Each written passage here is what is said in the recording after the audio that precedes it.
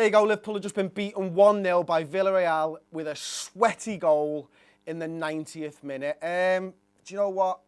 I was planning this and it was a professional performance. It was a good European away performance. It was until about the 87th minute, to be honest. And then we just lost our heads a little bit, to be perfectly honest with you. I think, you know, we got ideas when Mignolet made that save, and then you're thinking about Albi Moreno and going through on goal and maybe scoring.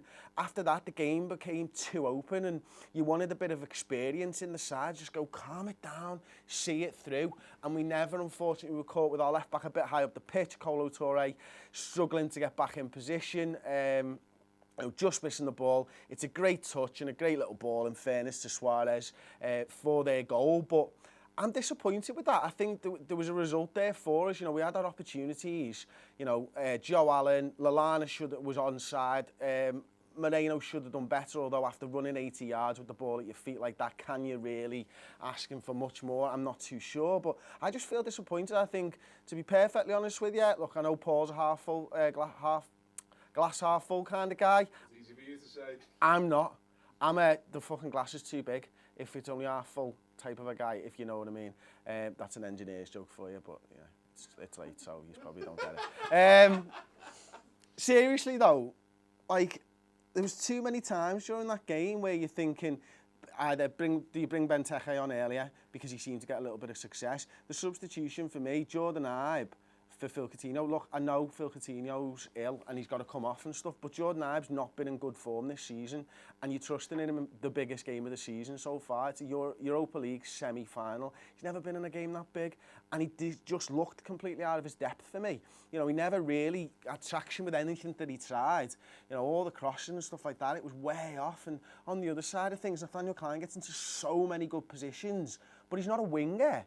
You know, we need to work a way where our attacking midfielders are the ones whipping those balls in.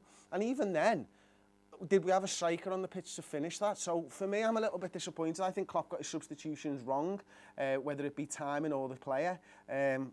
I think he played for a draw, and I totally get that.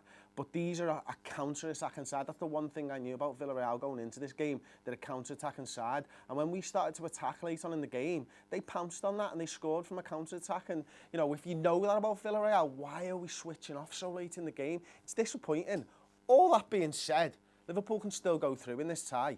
You know, but if it went to 0-0, we'd either need 0-0 and penalties, or we need to win at Anfield anyway. We still just need to win at Anfield. I believe that what I've seen under Jurgen Klopp, that this side can do that at Anfield. And more importantly, in the way that we played for those 87 minutes, before that, I believe that we'll have European success under Jurgen Klopp, because he is the type of manager that goes out with a game plan. And look, it hasn't quite worked today, you know, and I have been critical of his decisions. But the fact is, Brendan Rodgers never used to have those game plans in European nights. Jurgen Klopp, you can see that. You can see with better players, he'll do better. So for me, Liverpool can still win this tie. If you think so, I'm going to put a poll up now. Do you think Liverpool can still win this tie? Just press the I in the corner, vote yes or no. It's that simple. And don't forget to subscribe to the YouTube channel.